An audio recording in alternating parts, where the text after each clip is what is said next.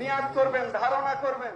কুষ্টিয়ার দৌলতপুরে আধিপত্য বিস্তার ও পূর্ব শত্রুতার জেরে ইউপি চেয়ারম্যান নইমুদ্দিন সেন্টুকে গুলি করে হত্যা করে প্রতিপক্ষরা। নিহত চেয়ারম্যান সেন্টুর জানাজায় হাজার হাজার মানুষের উপস্থিতি দেখা গেল। মঙ্গলবার সকালে ফিলিপনগর স্কুল মাঠে তার জানাজা অনুষ্ঠিত হয়।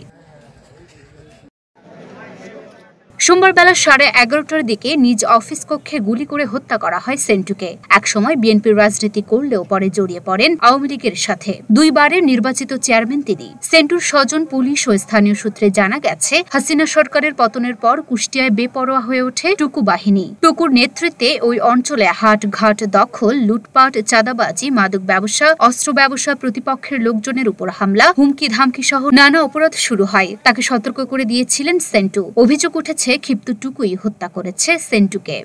কোনো হত্যাকাণ্ডই স্বাভাবিকভাবে দেখবার কোনো সুযোগ নেই।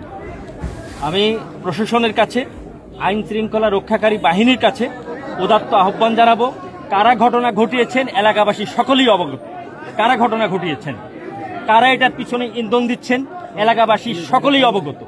আমি উদাত্ত আহ্বান জানাবো আইন শৃঙ্খলা রক্ষাকারী বাহিনীর কাছে এবং প্রশাসনের কাছে, তারা প্রকৃত দোষী ব্যক্তিদেরকে আইনের আওতায় এনে দৃষ্টান্তমূলক শাস্তি দেবে। খুনের ঘটনায় এখনো কোনো মামলা হয়নি বলে জানান দৌলতপুর থানার ভারপ্রাপ্ত কর্মকর্তা। জিজ্ঞাসাবাদের জন্য কয়েকজনকে আটক করা হয়েছে বলেও জানান তিনি। বর্তমানে এলাকার পরিস্থিতি স্বাভাবিক বলে দাবি তার।